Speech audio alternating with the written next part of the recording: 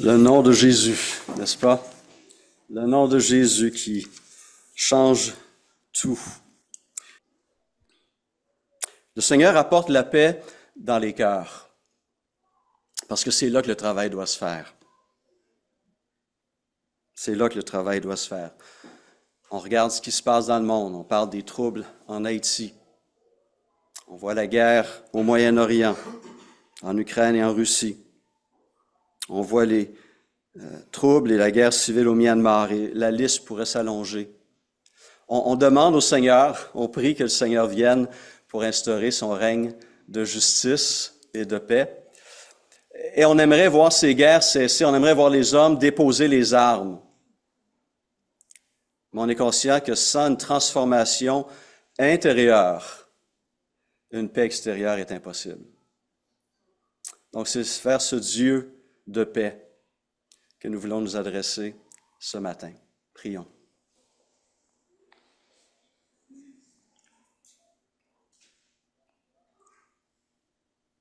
Merci Dieu de paix.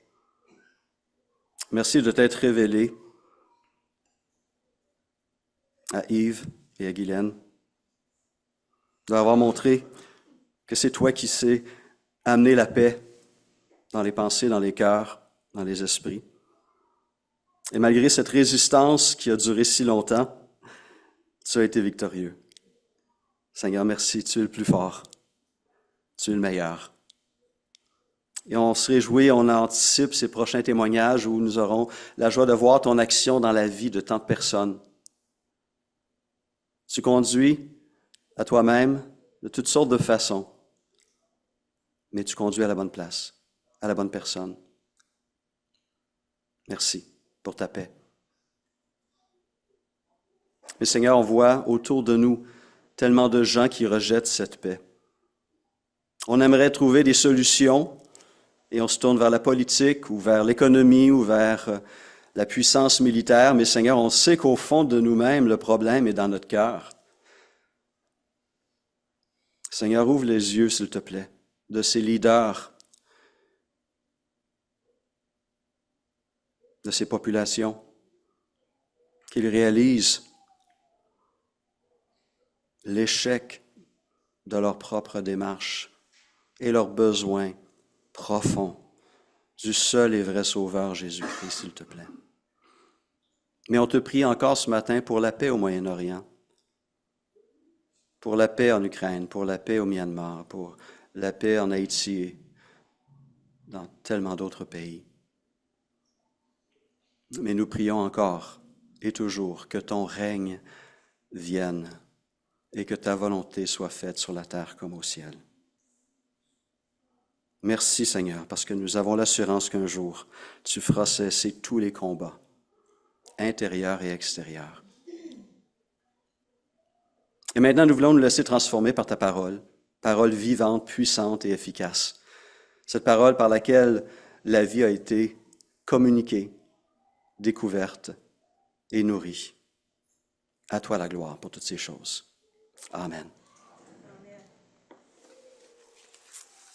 Je vous invite à prendre avec moi l'Évangile de Jean au chapitre 6. Nous poursuivons ce matin notre parcours de cet Évangile extrêmement riche et qui nous parle évidemment de notre Seigneur et Sauveur Jésus-Christ. Pourquoi? Parce qu'il n'y a aucun autre personnage de l'histoire qui a tant marqué le cours de l'humanité. Il y a personne qui a été aussi cité, étudié, analysé que Jésus de Nazareth. Aucune autre personne n'a autant d'influence sur l'histoire, sur la politique, sur les arts, sur la philosophie, sur la religion, sur l'éthique, sur toutes les sphères de la vie humaine. Aucun autre homme a été aussi scruté, examiné et commenté que l'a été Jésus à travers les évangiles. Et autant ses actions que ses paroles ont suscité toutes sortes de réactions, mais particulièrement ses paroles et ses affirmations sur Dieu, sur l'état de l'homme, sur lui-même, Christ, sur le monde. S'il y a quelqu'un qui n'a pas compris le concept de politiquement correct, c'était bel et bien aussi le Seigneur Jésus. Il avait des paroles glorieuses, merveilleuses, mais aussi des paroles qui ont été qualifiées de dures par plusieurs, des paroles difficiles, et elles étaient nombreuses dans la bouche de Jésus. Dans un monde où la vengeance est la norme, il a parlé de pardon, d'un pardon radical, nécessaire. Si vous pardonnez aux hommes leurs fautes, votre Père céleste vous pardonnera aussi. Mais si vous ne pardonnez pas aux hommes, votre Père ne vous pardonnera pas non plus vos fautes.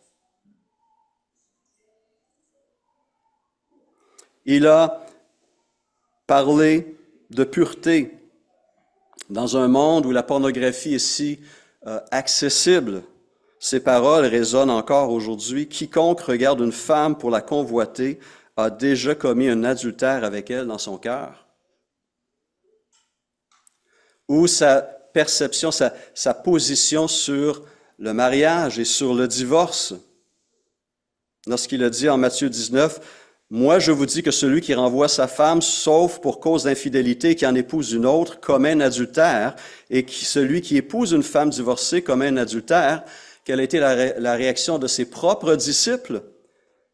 Si telle est la condition de l'homme vis-à-vis de la femme, il vaut mieux ne pas se marier. Le niveau d'engagement, de fidélité, le respect de cette alliance était tout pour le Seigneur. Ou pensons à ces paroles envers des chefs religieux, pas les moindres, n'est-ce pas? Les prêtres, les sacrificateurs, le souverain sacrificateur. Il les a essentiellement traités de gang d'hypocrites. N'est-ce pas? Matthieu 23, 23. « Malheur à vous, scribes et pharisiens hypocrites, parce que vous payez la dîme de la menthe, de l'aneth et du cumin, et vous laissez ce qui est le plus important dans la loi, la justice, la miséricorde, la fidélité. C'est là ce qu'il fallait pratiquer, sans négliger les autres choses. » Jésus venait et renversait les valeurs humaines. Lorsque les apôtres voulaient savoir qui était le plus grand parmi eux, qu'est-ce que Jésus leur a dit? Vous savez que les chefs des nations les tyrannisent et que les grands les asservissent. Il n'en sera pas de même au milieu de vous, mais quiconque veut être grand parmi vous, qu'il soit votre serviteur. Et quiconque veut être le premier parmi vous, qu'il soit votre esclave. Ou encore dans le Sermon sur la montagne, heureux les pauvres, pas les riches, pas les puissants. Heureux les pauvres en esprit, car le royaume des cieux est à eux. Un renversement de valeurs. Et cela ébranlait ses auditeurs. Mais les paroles qui ont le plus ébranlé ses auditeurs, c'est les paroles qui le concernaient lui, Jésus. Je suis le chemin, la vérité et la vie. Nul ne vient au Père que par moi. Si quelqu'un vient à moi sans me préférer à son père, à sa mère, à sa femme, à ses enfants, à ses frères et à ses sœurs, et même à sa propre vie, il ne peut être mon disciple.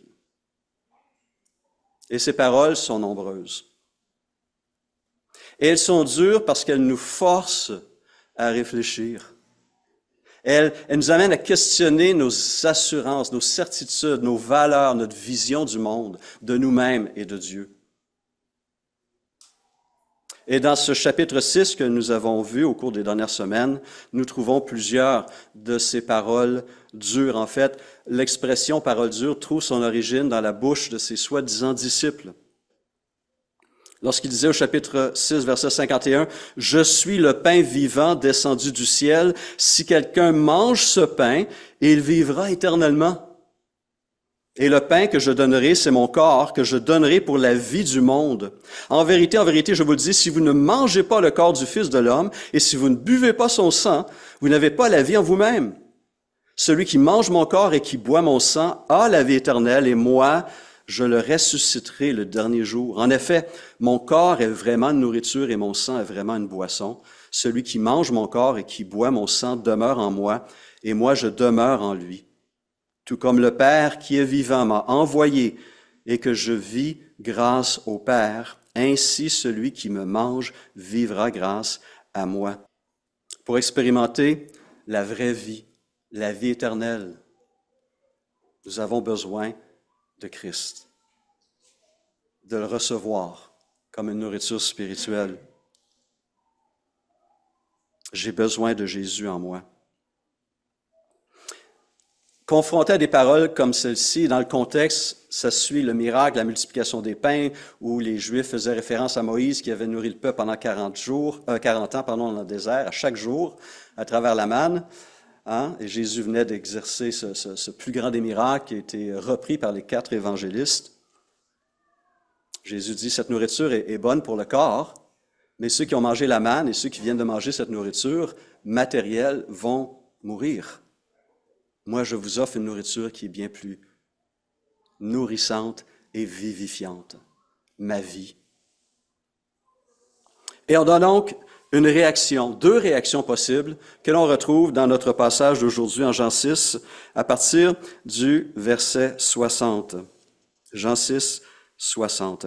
Après l'avoir entendu, beaucoup de ses disciples dirent, « Cette parole est dure, qui peut l'écouter? » Jésus savait en lui-même que ses disciples murmuraient à ce sujet. Il leur dit, « Cela vous scandalise? Et si vous voyez le Fils de l'homme monter là où il était auparavant? C'est l'Esprit qui fait vivre. L'homme n'arrive à rien. Les paroles que je vous ai dites sont esprit et vie, mais il y en a parmi vous quelques-uns qui ne croient pas. » En effet, Jésus savait dès le début qui étaient ceux qui ne croiraient pas et qui était celui qui le trahirait. Il ajouta, « Voilà pourquoi je vous ai dit que personne ne peut venir à moi à moins que cela ne lui soit donné par mon Père. » Dès ce moment, beaucoup de ses disciples se retirèrent et arrêtèrent de marcher avec lui. Jésus dit alors aux 12, « Et vous, ne voulez-vous pas, vous aussi, vous en aller? » Simon-Pierre lui répondit, « Seigneur, à qui irions-nous? Tu as les paroles de vie, de la vie éternelle. Et nous croyons et nous savons que tu es le Messie, le Fils du Dieu vivant. » Jésus leur répondit, « N'est-ce pas moi qui vous ai choisi, vous les 12, et l'un de vous est un diable? » Il parlait de Judas l'Iscario, fils de Simon, car c'était lui qui allait le trahir, lui, l'un des 12. Alors, 2 réactions possibles à ces paroles de notre Seigneur Jésus. La première, on la voit, et elle est celle du plus grand nombre. Devant les affirmations claires de Jésus, plusieurs, verset 60, de ses disciples, après l'avoir entendu dire « Cette parole est dure, qui peut l'écouter ?» Et plusieurs, verset 66, de ses disciples se retirèrent et n'allèrent plus avec lui. Alors, pendant longtemps, des foules énormes suivaient le Seigneur partout où il allait. Il accomplissait des prodiges remarquables. Il nourrissait miraculeusement des foules énormes. Il guérissait des malades, chassait des démons. Il était impressionnant, il était puissant, il était renversant. Et on voulait se tenir près de Jésus et voir ces choses, voir cette puissance. Et il avait aussi des paroles aussi extrêmement puissantes. Mais lorsqu'il est devenu clair que Jésus n'allait pas se comporter comme il le souhaitait, rappelons-nous qu'à la fin de ce miracle de la multiplication des pains et des poissons, qu'est-ce que la foule voulait faire? Le prendre de force et le faire roi. Voici notre leader politique qui va chasser les Romains de la Palestine une fois pour toutes. Mais Jésus n'entrait pas dans ce moule de ce messie politique qu'ils avaient développé. Ils voulaient un leader politique. Jésus offrait davantage. Et ils ont refusé ce que Jésus voulait leur offrir. Cette foule à Capernaum a réagi un peu comme la foule de Jérusalem avait réagi quelque temps plus tôt. Lorsqu'on lit en Jean 5, verset 39, Jésus dit à ses auditeurs à Jérusalem, « Vous sondez les Écritures parce que vous pensez avoir en elles la vie éternelle. Ce sont elles qui rendent témoignage de moi. Et vous ne voulez pas venir à moi pour avoir la vie. » Les témoignages étaient là, c'était clair. Les signes étaient là pour appuyer. Et les gens ont rejeté le témoignage de notre Seigneur. Et cela s'est manifesté surtout au moment où Jésus a commencé à exiger quelque chose de leur part. Hein? Tant qu'ils pouvaient recevoir, et ça allait bien, hein? On voit les miracles, on mange du pain, on mange des poissons, on voit des guérisons. C'est fascinant, c'est excitant. Hein? Mais lorsque Jésus a commencé à dire, « Oui, mais, et vous? Vous devez vous positionner, vous devez prendre position, vous devez reconnaître qui je suis, confesser qui je suis, me reconnaître pour ce que je suis. » Et lorsqu'il s'est mis à dire cela, lorsqu'il s'est mis à remettre en question leur vision du monde, leur vision du Messie, leur vision de leurs valeurs, leurs priorités, lorsqu'ils ont réalisé que Jésus leur demandait de détrôner le moi du centre de leur vie pour y placer Jésus-Christ, c'est là que la grande majorité des gens l'ont abandonné.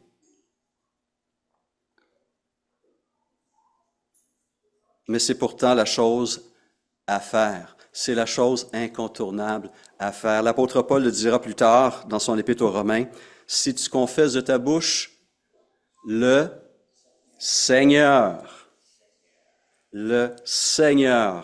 Jésus-Christ, et si tu crois dans ton cœur que Dieu l'a ressuscité des morts, tu seras sauvé. » Pourquoi? Pour reprendre les paroles de Pierre, parce qu'il n'y a sous le ciel aucun autre nom qui a été donné parmi les hommes par lequel nous devions être sauvés.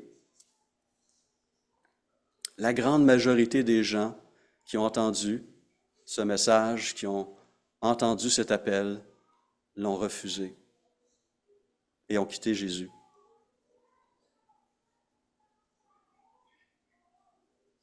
Mais cette réalisation de la personne de Christ, de ce qu'il était, a commencé à prendre racine dans le cœur et dans l'esprit des apôtres. Et plutôt que d'abandonner le Christ, eux nous présentent l'autre réaction possible, nécessaire. Ils se sont attachés à Christ. Ils sont restés avec Christ.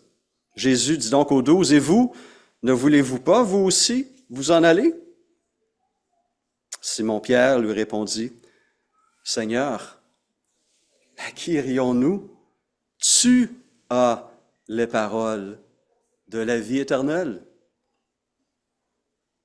Et nous avons cru et nous avons connu que tu es le Christ, le Saint de Dieu. » Alors, quoique plusieurs personnes s'étaient décidées d'abandonner le Seigneur, trouvant ses paroles trop dures, non pas parce qu'elles étaient difficiles à comprendre, mais à accepter, ces apôtres ont persévéré, car ils avaient saisi certainement, imparfaitement possiblement, mais certainement, réellement, la portée des paroles du Seigneur. « Je suis le pain vivant descendu du ciel. Si quelqu'un mange de ce pain, il vivra éternellement. »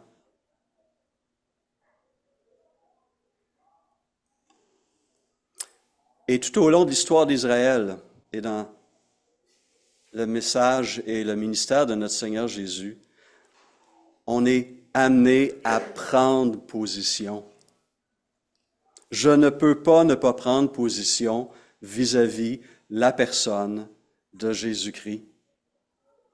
Déjà dans l'Ancien Testament, on trouve ces paroles de Josué au peuple. « Si vous ne trouvez pas bon de servir l'Éternel, choisissez aujourd'hui qui vous voulez servir, soit les dieux que vos ancêtres servaient de l'autre côté de l'Euphrate, soit les dieux des Amoréens dans le pays desquels vous habitez. Quant à ma famille et à moi, nous servirons l'Éternel. » Il y a un choix à faire. On ne peut pas éviter de faire ce choix-là. Quelques siècles plus tard, Élie agira de la même manière devant le peuple. Élie s'approcha de tout le peuple et dit, « Jusqu'à quand clocherez-vous des deux côtés? Si l'Éternel est Dieu, allez après lui. Si c'est Baal, allez après lui. » Et sur le coup, le peuple est resté silencieux. Parce qu'un cœur partagé peut rien accomplir de bon. Nul ne peut servir deux maîtres, car ou il haïra l'un et aimera l'autre, ou il s'attachera à l'un et méprisera l'autre. Je ne peux pas avoir un cœur partagé. Un choix doit être fait. Et Pierre avait saisi quelque chose de plus profond encore, qu'il n'y avait pas d'autre alternative viable. Seigneur, à qui irions-nous? Parce que les autres se sont tournés vers qui d'autre alors? Leurs chefs religieux, qui disent et ne font pas, qui lient des fardeaux pesants et les mettent sur les épaules des hommes, mais ne veulent pas les remuer du doigt, dit Jésus en Matthieu 23. Ou les philosophes de l'époque, ou encore nos philosophes d'aujourd'hui, qui n'ont pas les réponses, qui n'ont pas les solutions. Certains pensent que la science va régler tous nos problèmes, va répondre à toutes nos questions, mais la science ne peut pas répondre aux questions métaphysiques et existentielles. Est-ce qu'il y a un seul homme politique, une seule femme politique qui peut régler le problème du cœur de l'être humain? Vers qui irions-nous? Mais nous avons besoin d'aller vers quelqu'un. Parce que le problème est là. Un problème de cœur fondamental, profond, enraciné.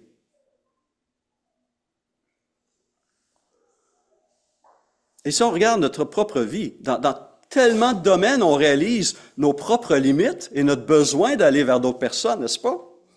Avant de choisir une carrière, quelqu'un va d'abord et avant tout choisir un lieu de formation.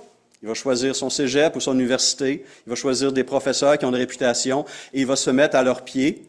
Il va écouter pendant X années et recevoir et se laisser transformer, informer, former pour sa carrière future. On a conscience le besoin de se préparer. Si on a des problèmes légaux, on va certainement chercher conseil auprès d'un notaire ou d'un avocat. Si je veux acheter une maison, bien, je vais faire affaire à un courtier hypothécaire ou un courtier immobilier.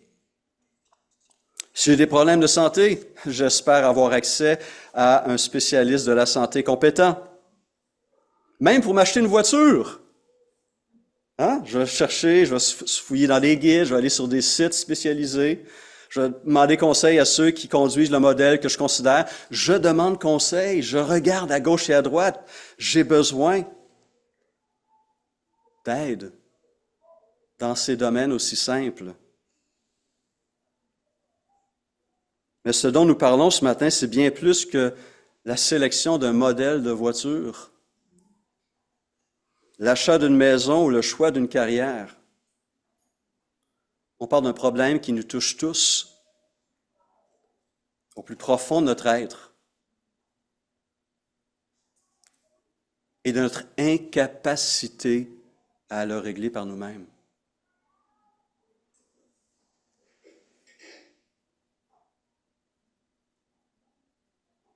Nous sommes confrontés à des questions bien plus pressantes, bien plus urgentes, bien plus existentielles. Qui suis-je? Qu'est-ce que je fais ici? À quoi sert la vie? Et après, qu'est-ce qui se passe? Comment bien vivre cette vie. Dans toutes ces relations dans lesquelles je me retrouve, en tant que fils, frère ou père ou grand-père, en tant que voisin, citoyen, travailleur, toutes ces relations sont marquées par le même problème. Comment les transformer? Comment me transformer? Mais surtout, ma relation avec le Créateur de l'univers. Ce Dieu qui est là, qui règne et qui revient pour juger les vivants et les morts.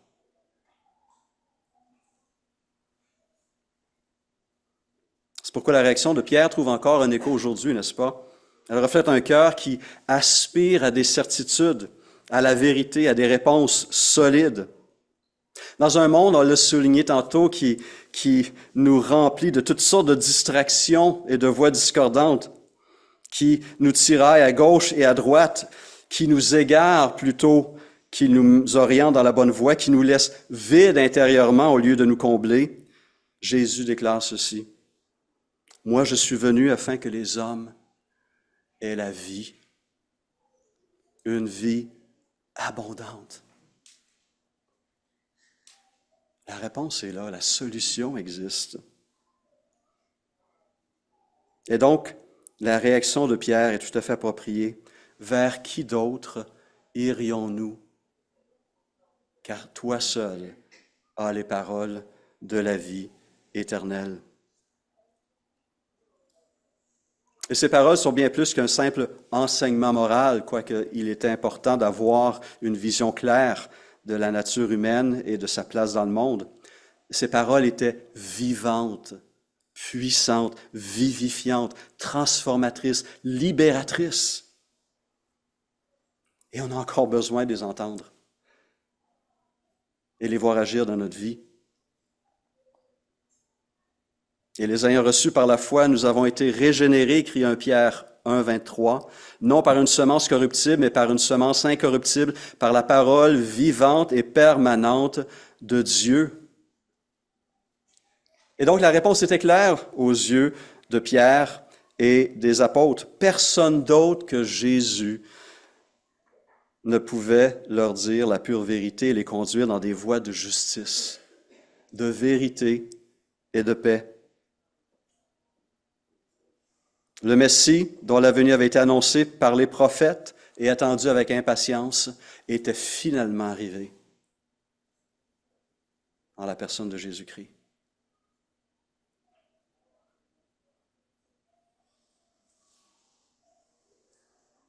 Alors nous qui sommes ici ce matin,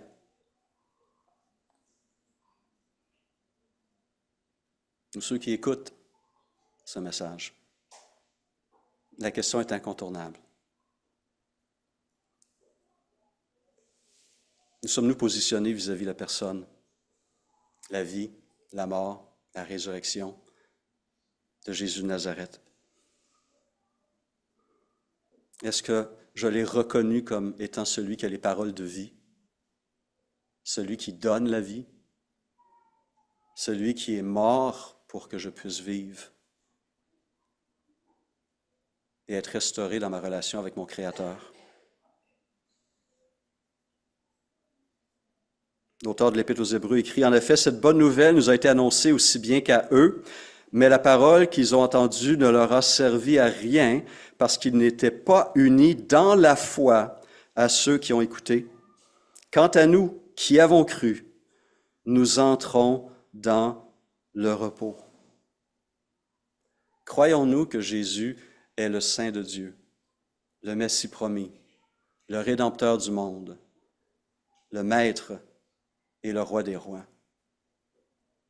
Reconnaissons-nous dans sa vie, sa mort, sa résurrection et son ascension, le plan de Dieu pour le salut de l'humanité? Une manifestation de l'amour du Créateur envers ses créatures.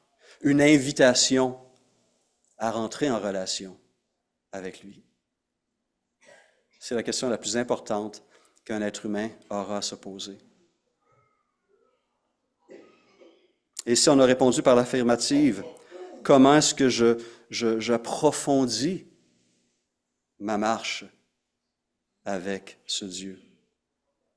comment je vis mon statut de disciple de Jésus-Christ ou d'enfant de Dieu, adopté dans la famille. J'espère que ces questions trouvent réponse et des actions appropriées. Que le Seigneur nous guide et nous dirige. Prions.